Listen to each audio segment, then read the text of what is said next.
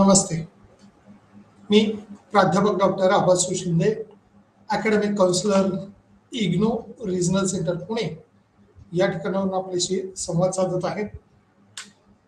Subject principle of micro economics 1 अर्थात सूक्ष्म अर्थशास्त्राचे तत्वे. यातील ब्लॉक 3 प्रोडक्शन अँड कॉस्ट उत्पादन आणि खर्च यातीलच युनिट 9 आपण पाहत आहोत. रिटर्न्स टू स्केल प्रमाण फलाचा नियम. याच अनुषंगाने रिटर्न टू स्केल मध्ये उत्पादन घेत असताना कोणत्याही वस्तूचं उत्पादन करताना उत्पादनाचे 4 घटक जे आवश्यक असतात, भूमी, श्रम, भांडवल आणि संयोजन. यातील प्रमाण फलाच्या नियमाच्या अनुषंगाने वाढते फल, स्थिर फल आणि घटते फल अशा पद्धतीचा प्रमाण फलाचा नियम जो आहे तो अनुभवाला येईल किंवा सारख्याच पद्धतीनं उत्पादन होत असताना अर्थव्यवस्थेत कोणताही उद्योगधंदा किंवा व्यवसाय हा असतो. परंतु कारण अर्थशास्त्र हे एक सामाजिक शास्त्र आहे, निश्चित अशी शास्त्रीय रूपरेषा असताना देखील कालावधी हा डिफाईन करता येत नाही. कारण जसं शास्त्रामध्ये किंवा इतर सायन्समध्ये आपण ज्या वेळेला पाहतो त्यावेळेला ती घटना किंवा तो क्रम विशिष्ट पदार्थ विशिष्ट घटकामध्ये मिक्स केला किंवा एखादा घटक, जसं भौतिकशास्त्रामध्ये आपण एखादा घटक उंचावरती फेकला किंवा दगडवरती फेकला तर तो नक्की काही कालावधीनंतर किंवा त्याचं बल संपुष्टात आल्यानंतर ते खालीच पडणार आहे. तशा पद्धतीनं अर्थशास्त्रामध्ये काही घटक म्हणजे एखाद्या घटकाची उपयोगिता ही त्या त्या व्यक्तीवरती अवलंबून असते किंवा त्या त्या संस्थेवरती अवलंबून असते, त्या त्या उद्योगधंद्यावरती अवलंबून असते असं म्हणावं लागेल.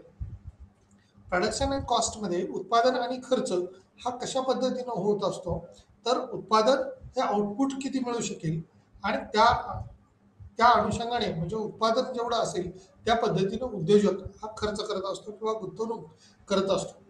निश्चितपणे याच्यात प्रमाणात फल किंवा विशिष्ट प्रमाणात जर उद्योग संस्थेतून मिळणारं आउटपुट चांगलं असेल, उत्पादन चांगलं असेल आणि त्या उत्पादनाला बाजारपेठेतली किंमत चांगली मिळत असेल तर उद्योजक आपलं उत्पादन हे दीर्घ कालावधीमध्ये पर्यंत चालू ठेवेल. परंतु लोकांच्या किंवा कस्टमरच्या आवडीनिवडी, विशिष्ट वस्तूबद्दलचं असणारं कुतूहल, आवड, इच्छाशक्ती ही काही कालावधीसाठी असते, ती दीर्घकाळ राहीलच असं सांगता येत नाही. त्यामुळं उद्योगधंद्यात मिळणारं आउटपुट हे देखील त्या उद्योजकाच्या दृष्टीनं, जसे की आपण काही विशिष्ट कंपन्या जर पाहिल्या मार्केटमध्ये, आपण पार्लेची बिस्किट ज्या वेळेला पाहतो त्यावेळेला हे पार्ले कंपनीकडचं बिस्किट काही कालावधीपूर्वी किंवा अजूनही वडीलधारी व्यक्तींकडे ज्या वेळेला आपण पाहतो त्यावेळेला पार्लेची बिस्किटचीच त्यांची मागणी असते किंवा प्रायोरिटी असते. कारण विशिष्ट पद्धतीची चव, आकार, सर्व बाबती ह्या त्यांना अपेक्षित असणाऱ्या त्या पद्धतीचं किंवा त्याचं एक प्रकारचं पॅकिंग आपण म्हणूया, तेच त्याचं कव्हरवरचं असणारं चित्र देखील तेच आहे. त्याच्यामुळं त्याची होणारी मागणी ही निश्चितपणे किंवा काही विशिष्ट कालखंडात ही जास्त प्रमाणात होती. ती आता जरी घटलेली असली तरी काही प्रमाणात का होईना मागणी ही असल्याचे दिसून येते. सुरुवातीला त्याची मागणी त्या उद्योगधंद्याच्या मानाने आपण म्हणूया जास्त मागणी होते, नंतर स्थिर मागणी झाली, म्हणजे काही काळ या उद्योगधंद्याला किंवा त्याला पर्याय नसल्याची अवस्था आपण पाहत होतो. पण सध्याच्या काळात वेगवेगळ्या व्हरायटीज, ऑप्शन्स जे प्रोडक्शन मार्केटमध्ये आलेले आहेत, चॉकलेट्सच्या व्हरायटीज असतील त्याही जास्त आलेल्या आहेत. आपण पाहतो त्यावेळेला एकाला दुसरा पर्याय, दुसऱ्याला तिसरा पर्याय, अशा पद्धतीनं अल्टरनेट सोल्युशन्स जे आहेत ते वाढत चाललेले आहेत. त्याच्यामुळे प्रिन्सिपल ऑफ मायक्रो इकॉनॉमिक्सच्या अनुषंगाने सूक्ष्म अर्थशास्त्राचे जे तत्वे आहेत त्या तत्वामध्ये हा नियम एकदम परफेक्ट बसतो. प्रमाण फलाचा नियम हा सूक्ष्म स्टडी केल्यानंतर, बारकाईनं अभ्यास केल्यानंतर दिसून आलेला आहे आणि तो किती प्रमाणात वाढेल, कशा पद्धतीनं वाढेल ती अवस्था या अनुषंगाने आपल्याला पाहावयाची आहे. प्रमाण फलाचा नियम म्हणजे स्केलवर परत येण्याची संकल्पना, ज्या वेळेला concept of return to scale, संकल्पनेच्या अनुषंगाने किंवा स्केलचा परतावा वाढवणे, कन्स्टंट रिटर्न्स टू स्केल म्हणजे कंटिन्यू त्याचे रिटर्न्स जे मिळणार आहेत ते कशा पद्धतीने मिळणार आहेत, किती मिळणार आहेत, किती कालावधीपर्यंत मिळणार आहेत हे आपल्याला पाहावं लागेल. त्याचबरोबर इन्क्रीजिंग रिटर्न टू स्केल, स्केलच्या अनुषंगाने त्याचा परतावा किंवा त्याच्यात होणारे बदल जे आहेत ते आपल्याला पाहावे लागतील. त्या पद्धतीनं त्याची मागणी जी आहे ती वाढलेली दिसेल किंवा तशी बदललेली दिसेल. त्याच अनुषंगाने डायमेन्शन रिटर्न टू स्केल म्हणजे ह्या स्थिर परतावा येत असताना त्याची काही घटती स्थिती जरी दिसत असली, त्याची मागणीत काही बदल होत असला तरी कमी करणे किंवा स्केल परत येत असताना त्याच्या अनुषंगाने economics and dimensions of scale ज्या आहेत ती अर्थव्यवस्थेची स्थिती जी आहे किंवा अर्थव्यवस्थेची विकृती आपण या ठिकाणी अनुषंगाने म्हटले स्केलच्या अनुषंगाने किंवा डायमेन्शन इकॉनॉमी त्या बदल ही कालांतराने झालेला असतो. इंटरनल इकॉनॉमिक ऑफ स्केल अंतर्गत त्याच्यातले काही बदल जे आहेत ते किती प्रमाणात आहेत, कशा पद्धतीने आहेत, स्केलची वास्तविक अंतर्गत अर्थव्यवस्था जी आहे ती कशा पद्धतीची आहे, real internal economic of scale जी आहे ती चांगल्या पद्धतीत आहे का, कशा पद्धतीची आहे स्केलची वास्तविक अंतर्गत अर्थव्यवस्था ते पाहणं आपल्याला अगत्याचं ठरू शकेल. Real internal economic of scale जी आहे ती कशा पद्धतीची आहे, स्केल असल्यास आर्थिक स्थिती जी आहे पेगमेंट किंवा इंटरनल इकॉनॉमिक्स इफ स्केल जे आहे ती अवस्था कशी आहे, त्याचबरोबर त्याच्यातला होणारा बदल तो किती असू शकेल. इंटरनल डिस्मिनेशन्स ऑफ स्केल्स जे आहे स्केलचे अंतर्गत विकार आणि बाह्य अर्थव्यवस्था ही जी आहे ते internal dimensions of scale external economics त्या अनुषंगाने असणारा बदल हा किती होईल, कशा पद्धतीने होईल, बाह्य अर्थव्यवस्था त्याची कशी असेल, एक्सटर्नल डायमेन्शन्स ऑफ इकॉनॉमिक्स असं म्हणलंय. कन्क्लुजन किंवा त्याच्या असणारा सारांश रूपाने होणारा भाग तो त्याच्यातला समाविष्ट असेल. प्रस्तावना कधी कधी आउटपुटची पातळी जी आहे ती वाढवण्यासाठी सर्व घटक हे वाढवलेले आहेत किंवा वाढवले जातात एकाच वेळी आणि घटकांचे प्रमाण हे स्थिर ठेवले जाते. स्केलमध्ये विस्तार या संदर्भात उत्पादनाच्या 3 टप्प्यावर ही चर्चा केलेली आहे किंवा त्या अनुषंगाने त्याच्यात बदल झालेला आहे. स्केलवर परतावा वाढतो, स्केलवर सतत परतावा आणि परतावा कमी होतो त्या अनुषंगाने त्याच्यात झालेले बदल हे देखील आपल्याला सुस्पष्टपणे दिसून येतील. कधी कधी आउटपुटची पातळी ही वाढवण्यासाठी सर्व घटक हे वाढवले जातात एकाच वेळी आणि घटकांचे प्रमाण हे स्थिर ठेवले जाते. स्केल त्या अनुषंगाने असणाऱ्या संदर्भ स्थिती या देखील आपल्याला पाहाव्या लागतील. उत्पादनाच्या 3 टप्प्यावर ह्याची चर्चा केली जाते. स्केल परतावा वाढतो, स्केलवरील सतत असणारे जे स्थित्यंतरे जे आहेत ती देखील म्हणजे त्या प्रमाणात जे व्हायला पाहिजे बदल त्या अपेक्षेच्या अनुषंगाने ते बदल निश्चितपणे घडून येतात किंवा घडलेले आपल्याला आउटपुटच्या अनुषंगाने पाहता येऊ शकतात. त्याच्यामुळे त्याच्यातला मिळणारा परतावा किती आहे, त्याची गुंतवणूक किती असली पाहिजे, कशा पद्धतीने गुंतवणूक केली पाहिजे हे अपेक्षित असणारे भाग आहेत. कधी कधी आपण आउटपुटची पातळी ज्या वेळेला पाहतो ती कदाचित बदललेली असेल किंवा बदललेली स्थितीमध्ये आपल्याला आउटपुट हे दिसून येण्याची शक्यता असते. त्यामुळे किती आउटपुट असेल, कशा पद्धतीचं आउटपुट असेल ते आपल्याला अभ्यासावं लागेल. त्यामुळं उद्योगधंदा हा 3 टप्प्यावर चालत असतो. त्यातले हे जे 3 टप्पे आहेत त्याच्यातला परतावा किती मिळतो हा अत्यंत महत्त्वाचा आहे. तो परतावा जर कमी झाला तर उद्योगधंदा हा बदलला जातो किंवा त्याचे वस्तूचा प्रकार हा बदलला जातो. फर्म अंतर्गत आणि बाह्य या दोन्ही अंतर्गत अर्थव्यवस्था ज्या आहेत ते यामधून विभागल्या जाऊ शकतात.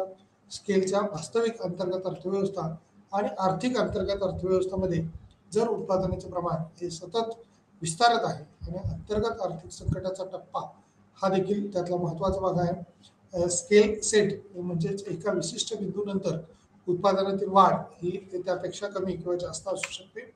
जेव्हा उत्पादनाचे सर्व घटक श्रम, भांडवल इत्यादी घटक ज्या वेळेला किंवा अनेक घटकांचा विचार आपण त्या ठिकाणी करू शकतो. संयोजक असतील किंवा भूमी असेल या दोन्ही घटकाबरोबर श्रम आणि भांडवल हे घटक देखील त्याच्यात विचार करतात बदलले तर त्या अनुषंगाने उत्पादनात बदल हा निश्चितपणे दिसून येईल.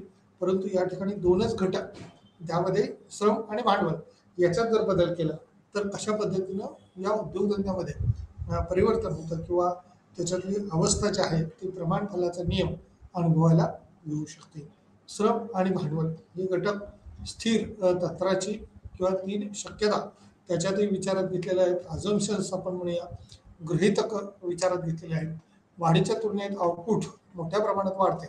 उत्पादनाचे घटक हे प्रमाण वाढत्या परताव्याच्या बाबतीत आहे. उत्पादनाच्या घटकाची मात्रा जितकी वाढेल त्याच प्रमाणात आउटपुट वाढते. स्केलवर परतावा किंवा सतत परतावा मिळण्याचे आहे. मधील वाढीच्या तुलनेत हे उत्पादन कमी प्रमाणात वाढते. उत्पादन घटकाचे प्रमाण हे कमी होण्याचे प्रकरण आहे किंवा त्या अनुषंगाने स्केल परतावा हा निश्चितपणे दिसून यायला सुरुवात होत असते.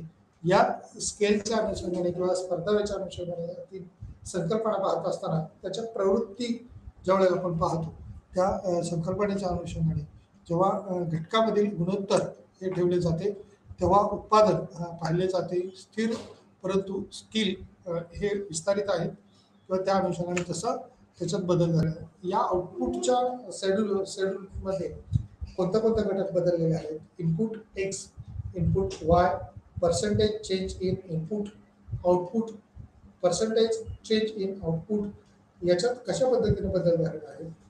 इंडेक्सच्या अनुषंगाने ज्यावेळेला इनपुट एक्स पाहतो आपण, एक्स आणि वाय या गुड्स आपण बघूया.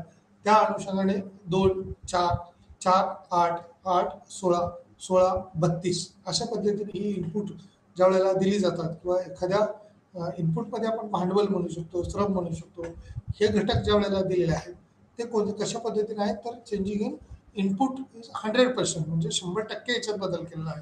2 वरनं डायरेक्ट 4 असतील किंवा 4 वरनं 8 असतील, 8 वरनं 16 असतील, 16 वरनं 32 असतील, अशा पद्धतीने 2, 4, 8, 16 या देखील रेशोमध्ये 100% प्रत्येक वेळेला त्याच्यात झालेला बदल आहे. त्यामुळे मिळणारं आउटपुट हे देखील त्याच्यात दुप्पट किंवा दुपटीपेक्षा जास्त झालेलं आपल्याला दिसतंय. 100, 300, 10,000 आणि 35,000 पर्यंत हे आउटपुट हे वाढलेलं आहे.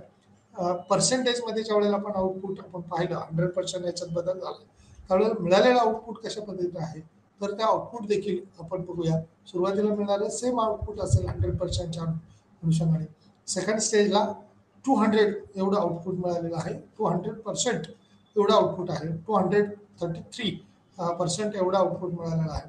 नंतरच्या स्टेजला 250% एवढं आउटपुट निघालेलं आहे. आणि या आउटपुटमध्येच त्याच्यात झालेले बदल हे कशा पद्धतीने आहेत किंवा किती आहेत ते आपल्याला दिसून येतात. संख्यात्मक उदाहरणाच्या साहाय्याने आपण या तिन्ही परिस्थिती किंवा त्याचं वर्णन हे निश्चितपणे करू शकतो.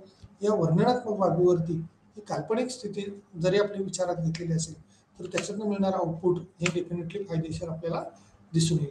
दिलेल्या आउटपुट शेड्यूलवरून हे लक्षात येतं की सर्व टप्प्यावर आम्ही इनपुटचे प्रमाण हे 100% वाढवत आहोत किंवा वाढलेलं दिसून येतं. या सर्व टप्प्यावर इनपुट जसं पद्धतीने वाढत जाईल तशा पद्धतीने या इनपुटच्या प्रमाणात झालेले बदल हे देखील दिसतील. इनपुटचे प्रमाण वाढल्याने आउटपुटचे प्रमाण देखील वाढतं किंवा या आउटपुट प्रमाणामध्ये त्या पद्धतीनं वाढ झालेली दिसून येते. सर्व टप्प्यावर हे 100% पेक्षा जास्त वाढ दिसून येते. दुसऱ्या शब्दात या आउटपुट आहे किंवा इनपुट आहे ते पाहिलं जातं, ते त्या अनुषंगाने अभ्यासलं जाऊ शकतं. इनपुटमधील वाढीपेक्षा हे प्रमाण जे आहे ते जास्त आहे किंवा त्या अनुषंगाने ते बदललेलं आपल्याला दिसून येतं. दिलेल्या आउटपुट शेड्यूलवरून हे लक्षात येते की 100% त्याच्यात वाढवत आहे किंवा वाढती स्थिती जी आहे ती दिसून येत असल्याचे आपल्याला अनुभवायला येते. त्यामुळे इनपुटचे प्रमाण हे वाढल्याने आउटपुटचे प्रमाण देखील वाढत आहे किंवा तशाच पद्धतीने ते बदललेलं आहे. सर्व टप्प्यावर 100% पेक्षा जास्त वाढ ही घडून आलेली आहे. दुसऱ्या शब्दात याला आउटपुट असं म्हटलेलं आहे किंवा इनपुट मधील वाढीपेक्षा प्रमाण हे वाढलेलं आपल्याला दिसून येते. या परिस्थितीची खाली दिलेल्या उदाहरणासह तुलना जर केली तर त्या तुलनात्मक स्थितीत आउटपुट शेड्यूल 2 मध्ये जे आहे ते इनपुट एक्स जे आता टेबलच्या अनुषंगाने आपण शेड्यूल पाहिला 1 त्या पद्धतीने शेड्यूल 2 मध्ये सुद्धा जी चेंजिंग झालेलं आहे किंवा बदलती स्थिती जी झालेली आहे ते कशा पद्धतीने आहे? तर एक्स इनपुट या ठिकाणी input increase by 100% at each stage, म्हणजे प्रत्येक स्टेजला 100% वाढ केलेली आपल्याला दिसते. 2, 4, 8, 16, 4, 8, 16 आणि 32 त्यामध्ये पर्सेंटेजमध्ये चेंज झाल्यावर तुमचे 100%, 100%, 100%, 100% आउटपुट मिळणार आहे. 1000, 2000, 4000 आणि 8000 अशा पद्धतीने अपेक्षित आउटपुट देखील आपल्याला इन पर्सेंटेजमध्ये किंवा चेंजिंग इन सेकंड स्टेजमध्ये सेम मिळालेले दिसते. 100%, 100%, 100%. आउटपुट शेड्यूल 2 हा इंडिकेट दाखवणारा जो भाग आहे तो दोन्ही वेळेला इनपुट आणि आउटपुट हे 100% आहे. पहिल्या टप्प्यात जर आपण पाहिलं तर या ठिकाणी मिळालेलं आउटपुट हे सुरुवातीला जे सेम आपण 100% म्हणतो 200 233 250% एवढं होतं, परंतु या सेकंड स्टेजला मिळालेलं आउटपुट हे समान पातळीवरती किंवा स्थिर झालेलं आपल्याला दिसून येतं. त्यामुळे 100% एवढंच आउटपुट मिळालेलं दिसतंय. नंतरच्या परिस्थितीमध्ये जे बदल आपल्याला दिसून येतात ते तुलनात्मकरित्या विचारात घेण्यासारखे आहे. आउटपुट शेड्यूल 3 मध्ये याच्यातही जर पाहिलं तर इनपुट 100% आहेत, इनपुट एक्सला 100% आहे, वायला 100% आहे. त्याचबरोबर पर्सेंटेजमध्ये चेंजिंग पर्सेंटेज जे आहे ते देखील जर पाहिलं तर आपल्याला निश्चितपणे त्याच्यातला होणारा बदल हा चेंजिंग आउटपुटमध्ये झालेला दिसून येतो. त्याच आउटपुटच्या अनुषंगाने आउटपुट किती असेल तर ते 1000 1800 2500 3000 अशा पद्धतीचं हे आउटपुट आपल्याला जर बदललं म्हणजेच या ठिकाणी वाढ जी आहे ती सुद्धा घटत्या स्वरूपाची आपल्याला दिसून येते. म्हणजेच 1000 वरून 1018 झाले म्हणजे 80 वाढ झाली, 80% चेंज झाला या ठिकाणी. परंतु नंतरची वाढ हे 18 दुने 36 व्हायला पाहिजे, ती 2500 किंवा 1800 वरनं 2500 झाले आणि नंतर 3000 किंवा 30 अगदीच कमी 20% इन्क्रीज झालेले दिसून येतात. त्यामुळे 100% चेंज या ठिकाणी आपल्याला झालेला दिसत नाही. या 100% न चेंज झाल्यामुळं किंवा त्याच्या पटीत ती वाढ न झाल्यामुळं it would be observe that the total output at all stage increase less proportionally than the increase in input. या इनपुटमध्ये कशा पद्धतीने बदल होतोय, किती बदल होतोय ते आपल्याला त्या ठिकाणी अनुभवायला मिळेल. या इनपुटच्या किंवा आउटपुटच्या अनुषंगाने कोणती स्थिती असेल, कशा पद्धतीनं स्थिती असेल ती आपल्याला सांगता येऊ शकते किंवा त्या अनुषंगाने त्या बाबी पाहता येऊ शकतात. म्हणजे निश्चितपणे आपल्याला प्रमाणफलाचा नियम जो आहे तो या तिन्ही टेबलवरनं किंवा तिन्ही शेड्यूलवरनं आपल्याला दिसून येतो की वेगवेगळ्या स्थितीत वेगवेगळी अवस्था असल्याचे अनुभवायला येत आहे. या तिन्ही अवस्थांमध्ये कसा बदल होतो किंवा किती बदल होतो, स्केलवर परतावा किंवा त्याच अनुषंगाने स्केलवर मिळालेला बदल हा अपेक्षित आहे. जेव्हा उत्पादनाच्या घटकामधील गुणोत्तर हे स्थिर ठेवले जाते आणि स्केलचा विस्तार केला जातो, सुरुवातीला आउटपुट मोठ्या प्रमाणात वाढते. उत्पादनाच्या घटकांच्या वाढीपेक्षा याच्यात झालेले बदल हे फार महत्त्वाचे असतात. डायग्रामच्या अनुषंगाने जर आपण ज्यावेळेला पाहतो त्यावेळेलाही OX आणि OY लेबर या अक्षावरती OX वरती लेबर दाखवलेला आहे, OY वरती कॅपिटल दाखवलेला आहे.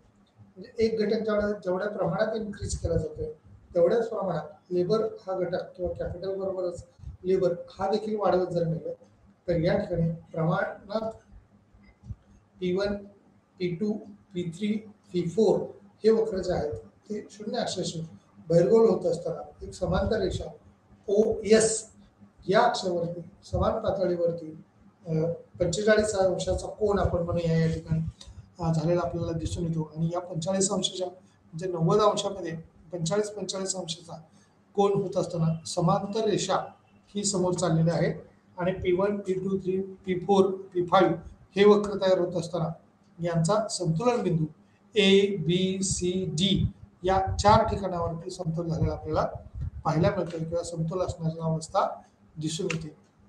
वाढीस कारणीभूत असलेले 3 मुख्य घटक आहेत.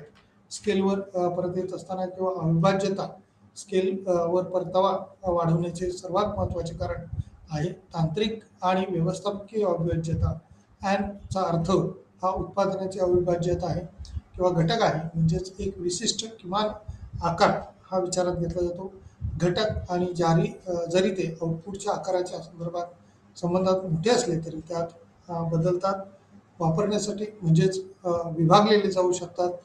अविभाज्यता म्हणजे काही घटकात कुठल्याही प्रकारचे बदल करता येत नाहीत किंवा केले जात नाहीत आणि अविभाज्य स्वरूपाचे घटक असतात, त्याशिवाय ते उत्पादन होऊ शकत नाही. या 3 मुख्य बाबीपैकी अविभाज्यता ही बाब फार महत्त्वाची आहे. स्पेशलायझेशन किंवा चेंबरलिन या अविभाज्यता ही महत्त्वाची मानत आहे. स्केलवर परतावा वाढवणे म्हणजे कारण किंवा त्यांच्यामध्ये मुख्य कारण आहे. स्केलवर परतावा वाढवणे हे स्पेशलायझेशन आहे, ज्या विभाजनामुळे कामगारांना त्यांच्या पोतीनुसार नोकऱ्या दिल्या जातात. उत्पादकता वाढते तर खर्च देखील त्या अनुषंगाने बदललेला असतो किंवा खर्चात देखील त्याची बदल झालेला दिसून येतो. त्याच वाढीच्या अनुषंगाने अविभाज्यता जी आहे ती बदललेली दिसून येते किंवा स्पेशलायझेशन त्याच्यात बदल झालेला आहे. स्केलवर स्थिर परत येतो किंवा स्किलचा जो परतावा आपण म्हणूया तो स्केलवर वाढणारा परतावा जो आहे तो फक्त एका बिंदूपर्यंत मिळू शकतो. नंतर हा बिंदू गाठला आहे किंवा स्केलचा विस्तार हा देखील केवळ समानतेकडे नेतो. आउटपुटमध्ये अनुपातिक बदल हा अनुभवजन्य पुरावे सूचित करतात की स्थिर परताव्याचे टप्पा बऱ्यापैकी लांब आहे. एक आणि अनेक वस्तूच्या बाबतीत पाहिले जाते. एक वैज्ञानिक मध्य हा अर्थ किंवा स्केलवर हा स्थिर परतावा हे सूचित करते की जेव्हा ज्या घटकांचे प्रमाण हे उत्पादनात अशा प्रकारे वाढ केली जाते की घटकांचे गुणोत्तर हे कायम राहते. अपरिवर्तित घटक ज्या प्रमाणात आहेत त्याच प्रमाणात उत्पादन देखील वाढलेलं असतं किंवा त्या प्रमाणात ते वाढत असतं. या constant return to scale output increase in the same propensity in which input are increased. म्हणजे कोणत्या पद्धतीने किंवा कशा पद्धतीने याचे इनपुट वाढू शकतील, किती प्रमाणात वाढू शकतील हे त्या स्थिर बलावरती अनुभवायला येतील किंवा समांतर पद्धतीनं हे जर जेवढे वक्र P1, P2, P3, P4 ज्या पद्धतीने काढले 3, P3, P4, P5 आणि P6 अशा पद्धतीने 10, 20 अशा पद्धतीने जशी वाढ होत गेली तशी इथं 30, 40, 50, 60 या पद्धतीने देखील त्याच्यातली वाढ ही आपल्याला पाहायला मिळते. या डायग्राममध्ये 10, 20, 30 आणि 40 या पद्धतीने याच्यात वाढ होती. ABCD या 4 वक्र रेषेच्या अनुषंगाने आपल्याला दिसून येतो. CDEF या 4 अवस्थामध्ये किंवा 4 वेगवेगळ्या समतल पातळीच्या वक्रात हे बदल आपल्याला अनुभवायला येतात. त्या अनुषंगाने सप्लाय किंवा 0 to X S he supply स्थिती अनुभवायला मिळते किंवा कॅपिटल त्या अनुषंगाने बदललेलं दिसून येतं. लेबर CDEF ही लेबरची किंवा त्या अनुषंगाने असणारी स्थिती दिसून येते. कॉन्स्टंट रिटर्न टू स्केल हे output increase in the same proportion in which input are increase झालेलं दिसून येते किंवा त्या अवस्थेत तसे बदल हे अनुभवायला येतात. त्याच्यातून झालेले बदल हे दिसून येतात. कमी करणे किंवा स्केलवर परत येते. उत्पादक कंपन्यांचा आकार वाढू शकत नाही याची खात्री करण्यासाठी स्केलवर परतावा कमी करणे, अमर्यादपणे मोठे व्हा. सामान्यतः मर्यादेनंतर जेव्हा घटकांचे प्रमाण हे उत्पादन अशा प्रकारे वाढवले जाते की घटकांचे प्रमाण हे कायम राहते. अपरिवर्तित वाढीच्या तुलनेत हे उत्पादन कमी प्रमाणात वाढते. उत्पादनाच्या घटकांच्या प्रमाणात त्याच पद्धतीने बदल झालेले दिसतात किंवा तशा पद्धतीने बदललेली स्थिती ही देखील अनुभवायला येते. स्केलवर परतावा कमी करणे किंवा त्याच्या मिळणाऱ्या काही लिमिटेशन्स आपण म्हणूया. या परतावा कमी होण्याचे लिमिटेशन्स कुठले असतात तर निश्चितपणे कस्टमरची मागणी जी आहे की त्या वस्तूची कमी होणे किंवा कालांतराने त्याच्यातल्या आवडीनिवडी हे बदलू लागणं किंवा बदललेली स्थिती आपल्याला अनुभवायला येणं ही अवस्था आपण म्हणू शकतो. या बदलत्या स्थितीत कशा पद्धतीने बदल होतील, किती बदल होतील ते आपल्याला पाहावं लागेल.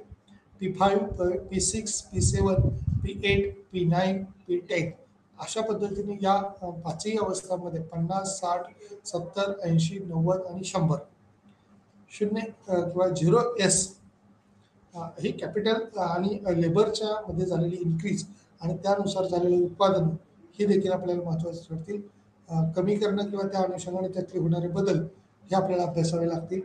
Dimensioning return to scale output increase proportionally less than input जे आहेत किंवा त्याचे उत्पादनाचे घटक हे बदलणं किंवा तशा पद्धतीने त्यातले झालेले बदल हे पाहणं महत्त्वाचं ठरेल किंवा कमी करणं स्केलवर परत येते किंवा उत्पादक कंपन्यांचा आकार हा वाढू शकत नाही याची खात्री करण्यासाठी स्केलवर त्याचा परतावा कमी करणे, अमर्यादपणे मोठे व्हा किंवा सामान्यतः मर्यादेनंतर जेव्हा घटकांचे प्रमाण उत्पादन अशा प्रकारे वाढवले जाते की घटकांचे प्रमाण हे कायम राहते. अपरिवर्तित वाढीत किंवा तशा पद्धतीने बदल होतो. वाढीच्या तुलनेत उत्पादन हे कमी प्रमाणात वाढते. उत्पादनाच्या घटकांच्या प्रमाणात त्या अनुषंगाने तशी त्याच्यातली झालेले बदल हे आपल्याला अनुभवायला मिळतात किंवा ते झालेले दिसून सुस्पष्टपणे दिसून येतात. कमी करणे किंवा स्केलचा परतावा त्याच्यात बदल करणे, diminishing return to scale, output increase properly less than input जे आहे किंवा त्याला मिळणारे घटक जे आहेत ते कसे आहेत, बदलत आहेत का ते पाहावे लागेल. जी कारणे कमी होण्यास कारणीभूत ठरतात किंवा ठरवले जातात त्यावर अर्थतज्ञ एकमत नाही किंवा प्रत्येक वेळेला आपण अर्थशास्त्रज्ञांमधले काही वेळेला काही विचार हे एकसारखे येऊ शकतात किंवा काही विचारधारा एकमताने निर्णय घेतले जाऊ शकतात, परंतु सर्वच वेळेला अशी स्थिती येत नाही की सर्वांची एकता होऊ शकते. परंतु प्रत्येक विचार हा जसा वेगवेगळा असतो तशा पद्धतीने मांडलेले या ठिकाणचे नियम सिद्धांत हे देखील वेगळ्या पद्धतीने असू शकतात. त्यातले होणारे बदल हे आपल्याला प्रामुख्याने अनुभवावे लागतील किंवा त्या अनुषंगाने त्याच्यातले झालेले बदल हे सुस्पष्टपणे आपल्याला दिसून येतात. याच्यातला एंटरप्राइज किंवा काही अर्थतज्ञांनी यावर जोर देतात की एंटरप्राइजेस एक स्थिर आहे आणि उत्पादनाचा अविभाज्य घटक आणि त्याचा पुरवठा हा वाढवता येत नाही. व्यवस्थापकीय अडचणी आहेत. इतर काही अर्थशास्त्रज्ञांच्या मते हे मुख्य प्रमाणावरील परतावा हा कमी होण्याच्या दिशेने किंवा त्या अनुषंगाने आहे. त्याच्यातला होणारा व्यवस्थापकीय बदल हा त्या ठिकाणी अभ्यासावा लागेल. अर्थव्यवस्था आणि विसंगती हे अर्थशास्त्रज्ञांच्या अर्थव्यवस्थांच्या विस्तारावर एक फर्म जमा होतात त्याचा स्वतःचा आकार हा अंतर्गत अर्थव्यवस्था म्हणून ओळखला जातो. या विरुद्ध त्या किंवा त्या ज्या अर्थव्यवस्था एखाद्याला फर्मला त्यांच्या स्वतःच्या कार्यामुळे नाही तर देय झाल्यामुळे जमा होतात. इतर कंपन्यांच्या कामकाजाला बाह्य अर्थव्यवस्था देखील असं म्हणता येऊ शकतात किंवा त्या अनुषंगाने त्याच्यामध्ये झालेले बदल हे आपल्याला दिसून येतील. अर्थव्यवस्था आणि विसंगती किंवा त्याच्याकडे असणारी द्विधावस्था आपण म्हणूया.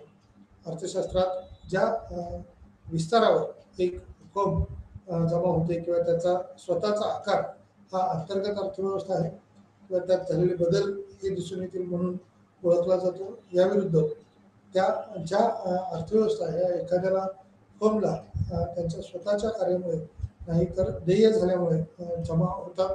इतर कंपन्यांच्या कामकाजाला बाह्य अर्थव्यवस्था देखील असं म्हटलं जातं किंवा त्या अनुषंगाने त्याचे बदल हे दिसून येते. स्केलची अंतर्गत अर्थव्यवस्था किंवा सामान्यतः त्यात झालेले बदल हे किती असतील तर जेव्हा उत्पादनाचे प्रमाण मोठे करण्याचा प्रयत्न होतो तेव्हा फर्मला त्याच्या लहान रोपाची किंवा त्याच्या नुकत्याच सुरू झालेल्या उद्योग व्यवसायाची रोपणाची काळजी देखील असते. म्हणजे नुकतेच आपण म्हणूया एखादा उद्योग व्यवसाय सुरू झाला त्याची कार्यक्षमता कशी वाढेल, कार्यक्षमता कशी असेल त्या अनुषंगाने त्याच्यातले बदल हे दिसून येतील. उत्पादन तथापि यासाठी वनस्पती बदलणे नेहमीच आवश्यक नसते. उत्पादनाचे प्रमाण वाढवणे, फर्म जुने प्लांट चालू ठेवू शकते. स्थिती किंवा त्या अनुषंगाने असणारे बदल एकतर त्याच प्रकारच्या नवीन वनस्पती किंवा नवीन वनस्पती स्थापित करा. काही नवीन प्रकार या सर्व पर्यायामध्ये फर्मला अनेक प्रकार मिळतात किंवा त्या अनुषंगाने फर्ममध्ये कालांतराने त्याच्यात बदल झालेला आपल्याला अनुभवायला येतात. उत्पादन तथापि त्यात उद्योगधंद्याच्या अनुषंगाने नुकत्याच सुरू झालेला उद्योग व्यवसाय असतील, वेगवेगळ्या टप्प्यावर अर्थव्यवस्थेची स्थिती बदललेली असेल, ती कशी पद्धतीची असू शकते, किती बदललेली स्थिती असेल त्यावरती याचा कालावधी हा अवलंबून असतो. उद्योगधंदा चालणं किंवा न चालणं हे त्यावरती अवलंबून असू शकेल. स्केलची वास्तविक अंतर्गत अर्थव्यवस्था जेव्हा उत्पादनाच्या प्रमाणात हा विस्तार होतो तेव्हा फर्मला काही मिळते किंवा काही वास्तविक अंतर्गत अर्थव्यवस्था ज्या आहेत त्या बदललेल्या दिसतात. या अर्थव्यवस्था या बचतीच्या अनुषंगाने किंवा बचतीच्या दिशेने वाटचाल करतात. परंतु किती बचत किंवा कशा पद्धतीने बचत होते तर अनेक वेळेला अनेक उद्योगांना आपण पाहतो यंत्रतंत्र खरेदी करण्यासाठी किंवा इन्फ्रास्ट्रक्चरवरती उद्योगधंदा किंवा कंपन्या ज्या आहेत त्या प्रायोरिटी देतात. त्या दीर्घकाळ यंत्रसामग्री चालवू शकतात किंवा यंत्रसामग्रीच्या सहाय्याने होणारं आउटपुट हे सुसह्य होण्याची शक्यता असते. या अर्थव्यवस्थेमध्ये बचतीच्या स्वरूपात जमा होतात. कच्च्या मालाचे भौतिक प्रमाण हे देखील बदलतात. श्रम स्थिर आणि परिवर्तनीय भांडवल आणि इतर इनपुट जे आहेत ते बदललेले दिसतात किंवा तशा पद्धतीने त्याच्यात बदल होतात. स्केलची वास्तविक अंतर्गत अर्थव्यवस्था जी आहे ती कशी असेल किंवा कशा पद्धतीने होईल, जेव्हा उत्पादनाच्या प्रमाणात हा विस्तार होतो तेव्हा फर्मला काही मिळते किंवा काही मिळत नाही अशी अवस्था असते. वास्तविक अंतर्गत अर्थव्यवस्था या अर्थव्यवस्था बचतीच्या स्वरूपात जमा होतात. कच्च्या मालाचे भौतिक प्रमाण कशा पद्धतीने आहे, श्रम किती आहे किंवा श्रम कमी करण्याचा प्रयत्न अनेक कंपन्या आपण पाहतो की कामगारांना कामावर घ्यायला सुरुवातीला इच्छुक असतात, कारण उद्योगधंद्यात वाढ होत असते किंवा वाढते प्रतिफल आपल्याला मिळत असतं आणि तेच प्रतिफल जर कमी झालं तर कालांतराने या प्रतिफलाच्या अपोज स्थितीला जेव्हा आपण पाहतो त्यावेळेला त्याच्यातली घट पाहून तो उद्योगधंदा किंवा तशा पद्धतीने कामातले बदल हे त्यांना अपेक्षित नसतात किंवा म्हणून त्याच्यातले बदल हे अनुभवायला येतात. थोडक्यात वास्तविक अंतर्गत अर्थव्यवस्था ही खालीलपैकी आहेत. 4 प्रकार आहेत: उत्पादन अर्थव्यवस्था, विक्री किंवा विपणन अर्थव्यवस्था, व्यवस्थापकीय अर्थव्यवस्था आणि वाहतूक आणि स्टोरेजमधील अर्थव्यवस्था या देखील अनुभवायला येत असणाऱ्या अर्थव्यवस्था दिसतात. जेव्हा उत्पादनाच्या प्रमाणात विस्तार होतो तेव्हा या फर्मला काही वास्तविक अंतर्गत भाग किंवा घटक आपल्याला अनुभवायला येतात. या वास्तविक घटकामुळं किंवा झालेले बदल हे देखील आपल्याला पाहावे लागतील. स्केलची वास्तविक अंतर्गत अर्थव्यवस्था जी आहे ती कशा पद्धतीने आहे, किती आहे आणि ती कशी राहू शकते या दृष्टीने आपल्याला त्याच्यातला विचार विनिमय करणं अपेक्षित आहे. स्केलची किंवा वास्तविक स्थिती जी आहे ती जर बदलली तर त्या प्रमाणात जास्तीचा बदल होण्याची अपेक्षा असते, परंतु श्रमिक हा घटक आपल्याला स्थिर ठेवता येत नाही, तो बदलावा लागतो. गरजेनुसार कामगार, जसे की आता आपण पाहतो की काही फिक्स किंवा कायमस्वरूपी कामगार असतात, काही सिजनेबल असतात, विशिष्ट सीझन पुरतेच किंवा गरजेनुसार त्यांना त्या त्या सीझनमध्ये कामावरती बोलवलं जातं. आणि काही कॉन्ट्रॅक्ट लेबर असते की त्यामुळं त्या त्या कॉन्ट्रॅक्ट जसं साईन होईल किंवा पुढची गरज जशी असेल तेवढ्यापुरते त्यांना कामावर घेतलं जातं आणि स्थिर आणि परिवर्तनीय भांडवल जे आहे ते देण्याचा, उपलब्ध करून देण्याचा फायदा पाहिला जातो. थोडक्यात वास्तविक अंतर्गत अर्थव्यवस्था जी आहे ती खालीलपैकी आहे किंवा त्या वस्तुस्थिती जी आहे ते उत्पादन अर्थव्यवस्था, विक्री किंवा विपणन अर्थव्यवस्था आहे, व्यवस्थापकीय अर्थव्यवस्था आहे आणि वाहतूक आणि स्टोरेजमधील अर्थव्यवस्था आहे. याच्यात झालेले बदल किंवा त्यात होणारे बदल हे आपल्याला प्रामुख्यानं दिसून येतात किंवा त्याचा अनुभव पाहायला मिळत असताना दिसतात. त्याचबरोबर आता याच्यातले स्केलची किंवा त्या प्रमाणफलाच्या नियमाची आर्थिक अंतर्गत अर्थव्यवस्था ही कशी असेल किंवा कशा पद्धतीने होऊ शकते आर्थिक अर्थव्यवस्था, ही काही आर्थिक स्थितीच्या किंवा आर्थिक बाबीच्या अनुषंगाने याच्यात मुद्दे दिले आहेत. याच्यातला नंबर 1चा मुद्दा आहे मोठ्या आकाराची जी स्थिती आहे ती मोठ्या आकाराची स्थिती ही कशा पद्धतीची आहे, किती प्रमाणात आहे, किती बदललेली स्थिती आहे. त्याचबरोबर त्याच्यातले झालेले बदल जे आहेत ते निश्चित मोठ्या आकाराची फर्म किंवा कच्च्या मालाच्या पुरवठ्यांना हे विशिष्ट स्थान देते किंवा त्या अनुषंगाने त्याच्यातली संधी मिळत असते. याच परताव्याबरोबरच किती परतावा किंवा कशा पद्धतीचा परतावा मिळू शकतो तो आपल्याला पाहावा लागेल. मोठ्या आकाराची फर्म ही कच्च्या मालाच्या पुरवठेदारांना विशिष्ट गोष्टी देण्यास सांगू शकते. सवलती किंवा त्यातल्या असणाऱ्या अंतर्गत बाबी हे कोणताही कच्चा माल हा पुरवठादार सहसा याकडे दुर्लक्ष करत नाही. मोठ्या फर्मच्या विनंत्या, त्याचबरोबर भांडवली बाजारात परिपूर्ण स्पर्धा ही सामान्यतः प्रचलित नसते. भांडवली बाजारात मोठ्या कंपन्यांची सद्भावना जास्त असल्याने त्यांच्याकडून कमी व्याजदरावर हा कर्ज मिळवण्याचा स्थितीत आहे किंवा स्थिती असल्याचे आपल्याला अनुभवायला येते. या कर्जाची स्थिती भांडवली घटकात झालेले बदल हे वेगवेगळे असू शकतात. भांडवली बाजारात ही परिपूर्ण स्पर्धा ही सामान्यतः प्रचलित नसते. भांडवली बाजारात हे मोठ्या कंपन्यांची सद्भावना जास्त असल्याने त्यांच्याकडून कमी व्याजदरावर कर्ज मिळण्याच्या स्थितीत आहेत. वाहतूक कंपन्या देखील सवलत देण्यास इच्छुक आहेत आणि जर कारगा मोठ्या प्रमाणात असेल तर ही सवलत किंवा हे फर्मला सक्षम करते. त्याचबरोबर स्केलचा विस्तार हा करून किंवा वाहतूक खर्चामध्ये आर्थिक अर्थव्यवस्था ही प्राप्त करा. उत्पादन मोठे असताना फर्मला मोठ्या प्रमाणात या खर्चाला खर्च करणे किंवा कमी करणे हे शक्य असते. तसेच जाहिरात तथापि मोठ्या प्रमाणावर जाहिरात आकर्षित करतात. सवलती आणि त्या अनुषंगाने असणारे भाग हे देखील आपल्याला पाहावे लागतील. मोठ्या प्रमाणावर जाहिराती आकर्षित करताना सवलतीच्या बरोबर त्याच्यातले भाग ते आपल्याला पाहावे लागतील. स्केलची असणारी अंतर्गत अर्थव्यवस्था किंवा काही शुद्ध आर्थिक अर्थव्यवस्था ही फर्मला त्याच्या ऑपरेशनचे प्रमाण म्हणून जमा करतात. विस्ताराचे अधिक महत्त्वाचे साधन किंवा त्या अनुषंगाने स्थिती ही आपल्याला दिसून येते. त्यात किती प्रमाणात बदल होऊ शकतो, कशा पद्धतीने बदल होऊ शकतो ते आपल्याला सांगता येऊ शकतं. त्याच अनुषंगाने मोठ्या आकाराची जी फर्म आहे किंवा कच्च्या मालाच्या पुरवठादारांना विशिष्ट गोष्टी देण्यास सांगून त्याच्यातली असणारी सवलत ही कशा पद्धतीची आहे, किती आहे ते आपल्याला पाहावे लागेल. ती जर जास्त असेल तर भांडवली वस्तू किंवा कच्चा माल जेवढा स्वस्त मिळू शकतो तेवढा उद्योगधंद्याला वस्तूला कमी खर्चात निर्माण करता येते आणि ती बाजारपेठेमध्ये कमी किमतीला विकता येते. त्यामुळं त्याचा कस्टमर जो आहे, जो ग्राहक जो आहे तो जास्त उपलब्ध होऊ शकतो किंवा जास्त ग्राहक आपल्याला मिळू शकतो. त्यामुळे भांडवली बाजारात ही परिपूर्ण स्पर्धा ही सामान्यतः प्रचलित असते.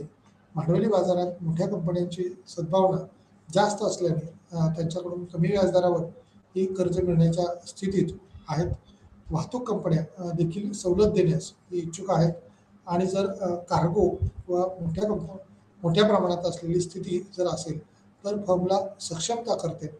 स्केलचा विस्तार करून वाहतूक खर्चामध्ये आर्थिक अर्थव्यवस्था जी आहे ते प्राप्त करते. त्याचबरोबर उत्पादन हे मोठे असताना फर्मला मोठ्या प्रमाणात खर्च करणे आवश्यक असते.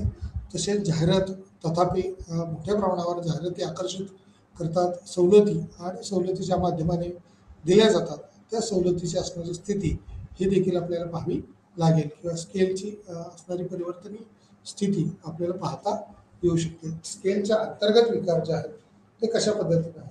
जर उत्पादनाचे प्रमाण हे सतत विस्तारत असेल तर हे शक्य आहे की नंतर विशिष्ट बिंदू उत्पादनातील वाढ प्रमाणापेक्षा कमी आहे, उत्पादनाचे घटक अशीच परिस्थिती ही निर्माण होऊ शकते.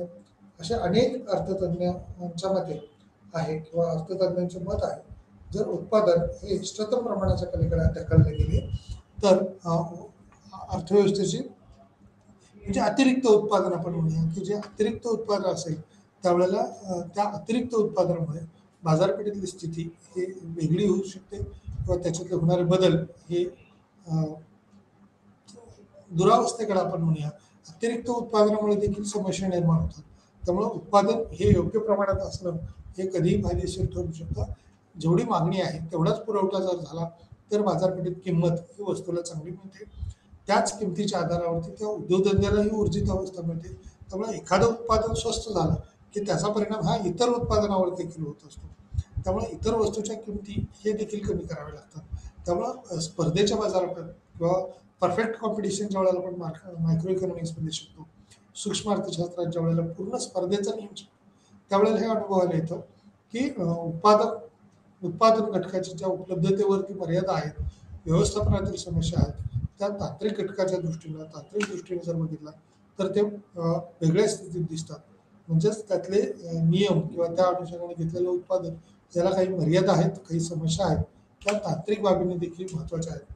तसंच एखादा उद्योग व्यवसाय चालू असताना त्याला बाह्य घटक देखील परिणाम करत असतात. बाह्य अर्थव्यवस्था कुठल्या आहेत त्या अल्फ्रेड मार्शल यांनी सर्वप्रथम अर्थशास्त्रज्ञांनी मांडलेले आहेत. समान त्यांच्यासाठी जेव्हा फक्त वैध उत्पादनात प्रवेश करते तेव्हा तिला अनेक अर्थशास्त्रज्ञ प्राप्त होते. ज्या फॅक्टचे किंवा स्वतःचे उत्पादन धोरण आहे, व्यवस्थापकीय व्यवस्था आहे, त्यावेळेस वेळेला आरामात नाही किंवा खरं तर या वास्तविक बाह्य अर्थव्यवस्था आहे. उदाहरणार्थ आपण समजून घेऊ की जाहिराती अशा ठिकाणी कंपनी स्थापन केली जाईल किंवा त्या कंपनीच्या अनुषंगाने त्याच्यात झालेले बदल हे देखील आपल्याला दिसून येतात.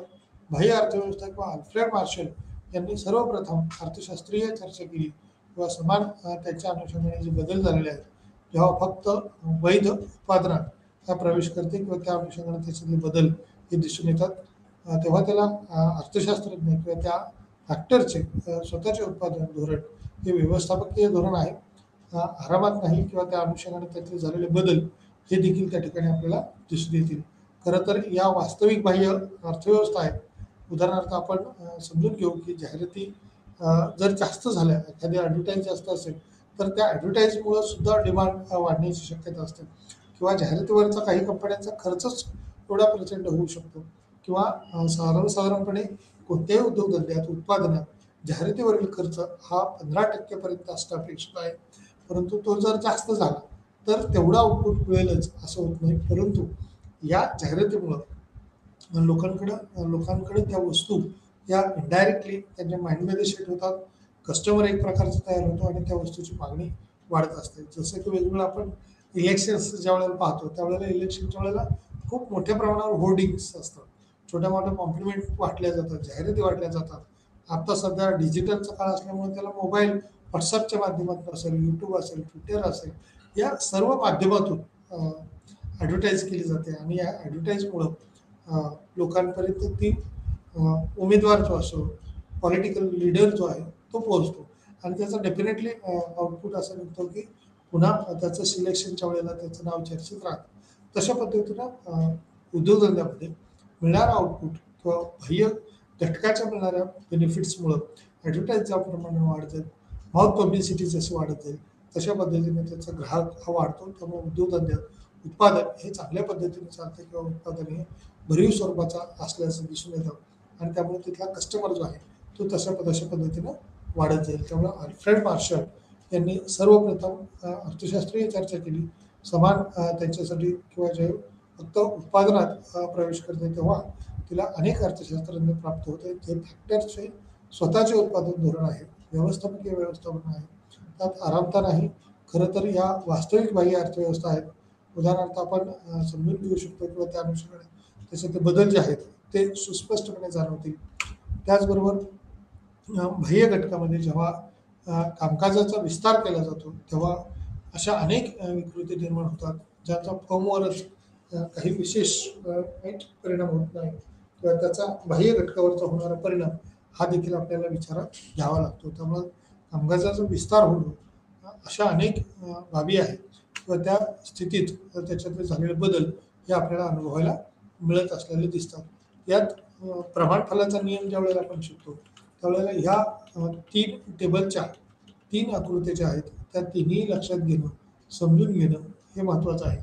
आउटपुट शेड्यूल जे आहे ते कशा पद्धतीनं आहे, यातला शेड्यूल 1चा जो भाग आहे स्केलचा तो वाढत्या फलाचा आहे किंवा त्या अनुषंगाने या ठिकाणी वाढतं फल आपल्याला दिसून येतं. इनपुट एक्स जे आहे ते म्हणजे भांडवल, श्रम आणि भांडवल म्हटले ते दुप्पट ज्या वेळेला वाढवत गेले त्याच अनुषंगाने चेंज इन इनपुट्स जे आहेत ते 100% बदललेलं आहे. आउटपुट 1000, 3000, 10,000 आणि 35,000 पर्यंत वाढलेला आहे. त्यामुळं इथला सुरुवातीचा डॅश जर आपण विचारात घेतला तर तो तेवढाच राहील जेवढा आहे आउटपुट. त्या अनुषंगाने त्याच्यात ती स्थिती राहील म्हणजे झिरो चेंज आपण म्हणूया. दिस इज अ बिगिनिंग प्रोसेस, ती सुरुवातीचा टप्पा आहे.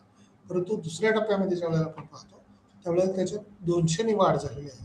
म्हणजे 1000 चे 2000 होण्याऐवजी 3000 एवढी वाढ झालेली आहे. म्हणजे 200% वाढ झालेली आहे. त्यानंतर 3000 वरून 10,000 वर जाणं म्हणजे 233 म्हणजे ही 3 पटीपेक्षा किंवा आपण म्हणूया तिपटीपेक्षा जास्त वाढ झालेली आहे. त्यामुळे 200 किंवा 3 दुणे 6 आपण म्हणूया, 6 झाली असती तर ती दुप्पट वाटली असती. परंतु ती वाढ ही 33 एवढी झालेली आहे. 2.33 म्हणजे 2.25% एवढी झालेली आहे. 233 वरून ती वाढ परत जर दुप्पट झाली असते तर 10,000 वरून 20,000 झाली असते. परंतु या ठिकाणी 35,000 पर्यंत गेलेली आहे. म्हणजेच 250% एवढं आउटपुट वाढलेलं आहे. संख्यात्मक उदाहरणाच्या सहाय्याने आपण या 3 परिस्थितीचं वर्णन करू शकतो किंवा 3 परिस्थितीला ही स्थिती दिसून येते.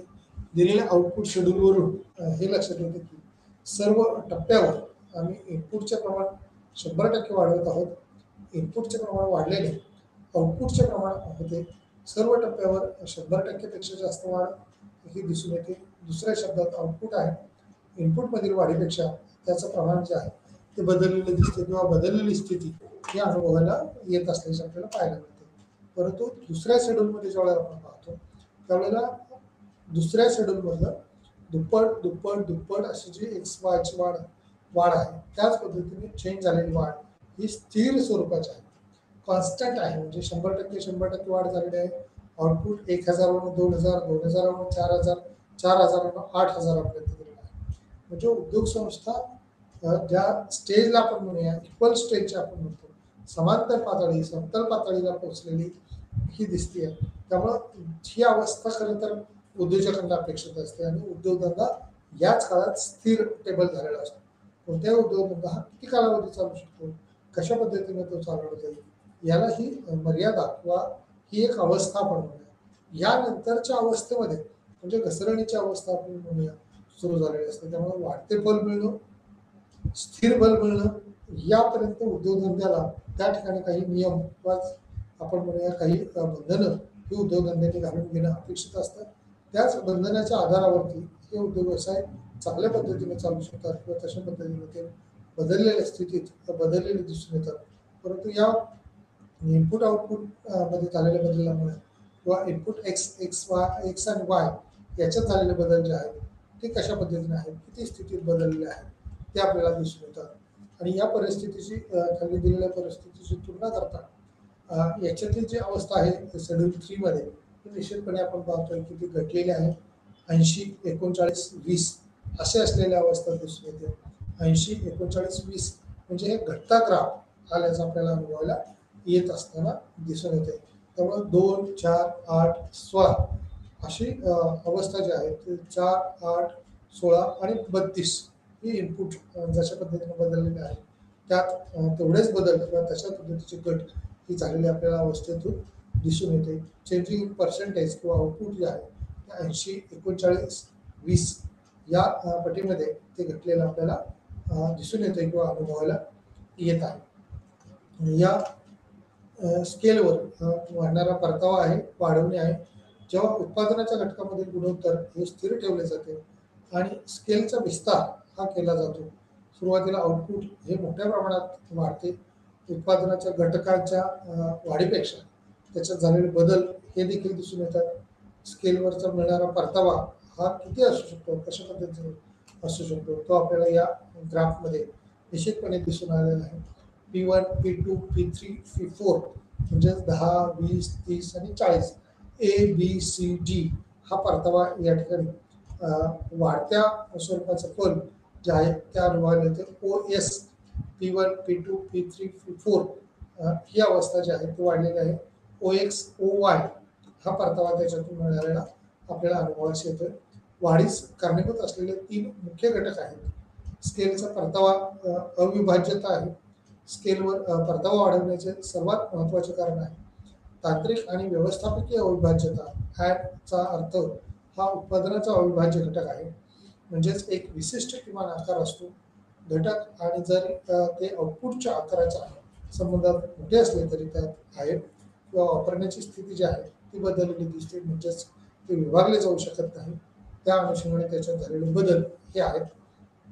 स्पेशलायझेशन किंवा चेंबरलिन यांनी अविभाज्यता ही महत्त्वाची मानत नाही किंवा त्या स्केलवर परतावा वाढवण्याचे कारण त्यांच्यामध्ये हे मुख्य कारण आहे. स्केलवर परतावा वाढवणे हे स्पेशलायझेशनच्या अनुषंगाने आहे. विभाज्यामुळं किंवा कामगारांना त्यांच्या कुवतीनुसार हे नोकऱ्या दिल्या जातात, उत्पादकता वाढते तर खर्च देखील त्या अनुषंगाने त्याचा कमी होऊ शकतो. त्यामुळं स्केलवर स्थिर परत येणे किंवा स्केलवरचा वाढणारा हा परतावा जो आहे तो फक्त एका बिंदूपर्यंत मिळू शकतो. नंतर हा बिंदू हा गाठला आहे किंवा स्केलचा विस्तार हा केवळ समानतेकडे नेतो. आउटपुट पातळीत बदल हा दिसून येतो. अनुभवजन्य पुरावे हा सूचित करतात की स्थिर पातळीचे टप्पा हा बऱ्यापैकी लांब आहे. एक आणि अनेक वस्तूच्या बाबतीत हे पाहिलं जातं किंवा एक वैज्ञानिक मध्यम हा अर्थ हा स्केलवर आहे किंवा स्थिर परतावा हा त्याच्यातला विचारात घेतलेला भाग असू शकतो. तो घटक किती असेल, कशा पद्धतीने विचारात घेतलेला घटक असू शकतो तो आपल्याला निश्चितपणे दिसून येतो किंवा अनुभवायला मिळत असल्याचं पाहायला मिळत आहे. एक आणि अनेक वस्तूच्या बाबतीत हे पाहिले जाते किंवा एक वैज्ञानिक मध्य त्याच्यातनं शोधण्याचा प्रयत्न हा प्रत्येक उद्योजक करत असतो.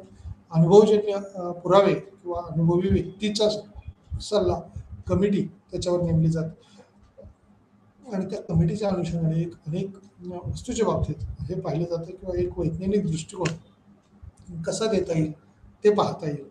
P3, P4, P5, P6, 30, 40, 50, 60 या अनुषंगाने त्याच्यात झालेले बदल हे आपल्याला अनुभवायला मिळतात. त्याचबरोबर लेबर आणि कॅपिटल हे किती प्रमाणात वापरता येऊ शकतं.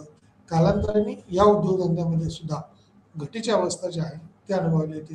9.2 हे जो ग्राफ आहे फिगर्स आहे त्यात constant returns to scale output जे आहेत ते इन्क्रीज आहेत in the same proportion in which inputs are increase म्हटले. त्याच्यातले किती वाढू शकतात किंवा कशा पद्धतीने वाढू शकतील ते पाहिले. कमी करणे किंवा स्केलवर परत येते. उत्पादक कंपन्यांचा आकार वाढू शकत नाही याची खात्री करण्यासाठी स्केलवर परतावा कमी करणे, अमर्यादपणे मोठे व्हा.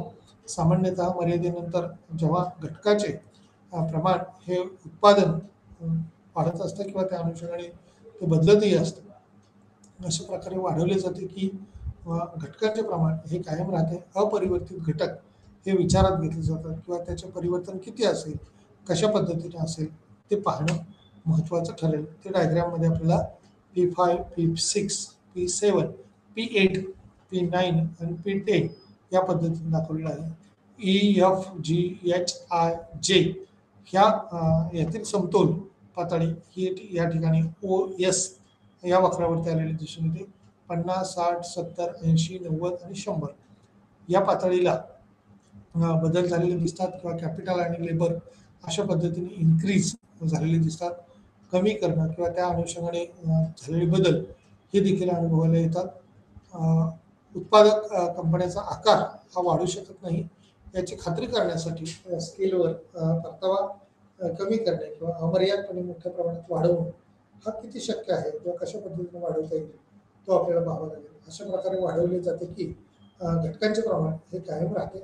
अपरिवर्तित वाढीच्या तुलनेत यात उत्पादन कमी प्रमाणात असते किंवा ते उत्पादन ही जी घटीच्या अवस्थेकडे आपण जातो त्यावेळेला त्याच्यात फार मोठ्या प्रमाणावर बदल झालेले दिसून येतात. त्यामुळं त्या अवस्थेकडं घसरणीकडे आपण वाटचाल करत असल्याचं दिसून येतं. जी कारणीभूत ठरणारे घटक आहेत ते उत्पादकाच्या अनुषंगाने आहेत, अर्थव्यवस्थेच्या विसंगतीच्या अनुषंगाने आहेत.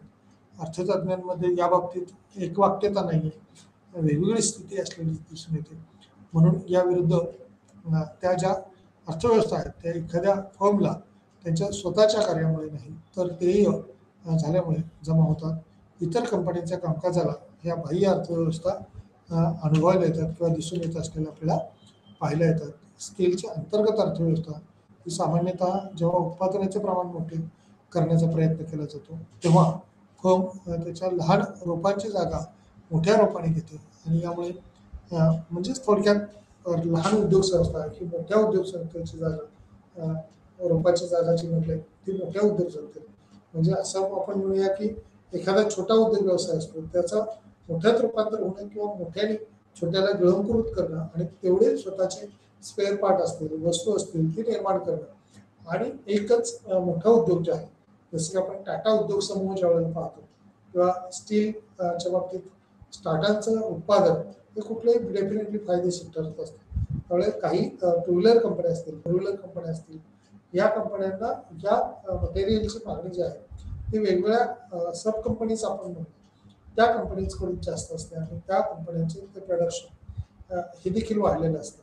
म्हणजे एकूण उत्पादन किंवा ऑइल कंपन्यांच्या बाबतीत जर पाहिलं तर आपण वेगवेगळ्या ऑइल कंपन्या देखील आपल्या मार्केटमध्ये दिसतात आणि त्यामुळं छोट्या मोठ्या कंपन्या ज्या वेळेला असतात त्याच्यातून सहभाग त्यांचा असतो त्यावेळेला त्यांचे एकूण वाढणारा ग्राफ जो आहे तो वेगळ्या पद्धतीचा आपल्याला अनुभवायला मिळत असतो किंवा वेगळी स्थिती त्या ठिकाणी दिसून येते.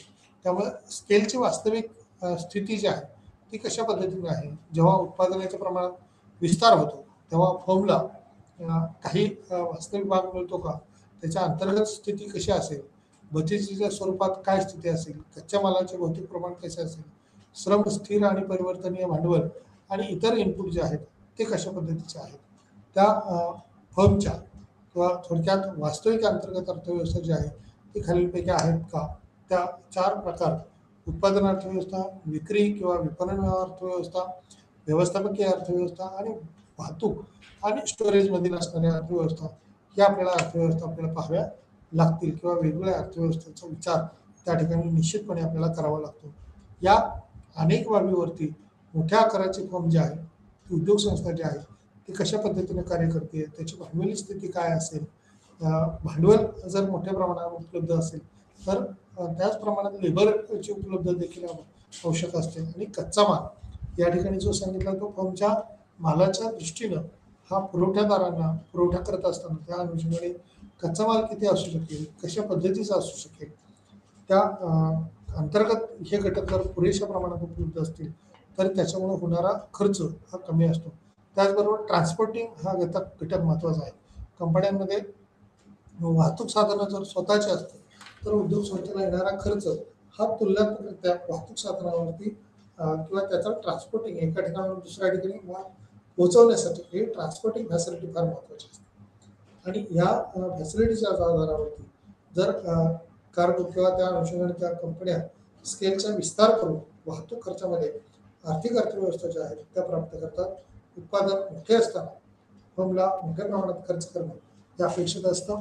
जाहिरात तथापि मोठ्या प्रमाणावर जाहिराती आकर्षित करतात. सवलती आणि त्या अनुषंगाने असणारे भाग हा देखील त्याच्यात विचारात घ्यावा लागेल. स्केलचे अंतर्गत विकार, जर उत्पादनाचे प्रमाण हे सतत विस्तारत असेल तर हे शक्य आहे की नंतर विशिष्ट बिंदू उत्पादनातील वाढ हे प्रमाणापेक्षा कमी आहे, उत्पादनाचे घटक अशी परिस्थिती निर्माण होऊ शकते, असे अनेक अर्थतज्ञांचे मत आहे. आणि जर उत्पादन इष्टतम प्रमाणाच्या पलीकडे ढकलले गेले तर उद्भवते किंवा त्याची स्थिती जी आहे ती बदललेली दिसून येते, त्याने शक्यता असते. उत्पादक घटकाच्या उपलब्धतेवर मर्यादा येतात, व्यवस्थापनातील समस्या दिसतात, तांत्रिक घटकात हे बदल झालेले दिसून येतात. बाह्य अर्थव्यवस्था ज्या आहेत त्या अल्फ्रेड मार्शल यांनी सर्व प्रथम अर्थशास्त्रीय चर्चा केली आहे. समान त्यांच्यासाठी जेव्हा फक्त वैध उत्पादनात प्रवेश करते तेव्हा तिला अनेक अर्थशास्त्रज्ञ प्राप्त होते. त्याचबरोबर फॅक्टरचे किंवा उत्पादन धोरण हे व्यवस्थापकीय व्यवस्थापन आहे, आरामात नाही. तर खरं तर या वास्तविक बाह्य अर्थव्यवस्था आहेत.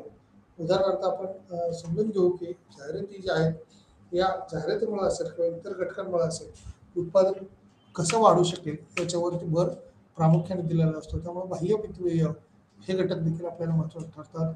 या युनिटमध्ये रिटर्न टू स्केलची संकल्पना स्पष्ट केली आहे. नमूद केल्याप्रमाणे सुरुवातीस ही संकल्पना ही उत्पादनाच्या प्रवृत्तीशी संबंधित आहे. जेव्हा घटकामधील गुणोत्तर हे स्थिर ठेवले जाते, परंतु त्याचं प्रमाण जे आहे ते जेव्हा लक्षात येते किंवा विस्तारित यामधून होते, 3 शक्यता निर्माण होऊ शकतात. वाढती किंवा परतावा, त्याचबरोबर स्केलवर केलेला विचार आणि स्थिर परतावा आणि स्केलवर कमी होणारा परतावा या दृष्टीने त्याच्यातला विचार होतो. या सर्व शक्यतावर चर्चा केल्यानंतर एक विशिष्ट अर्थव्यवस्था जी आहे त्याच ठिकाणी उद्योगधंदा किंवा विशिष्ट ठिकाणी उद्योग व्यवसाय चांगल्या प्रमाणात चालू राहतात. या ठिकाणी आपण थांबूया. धन्यवाद.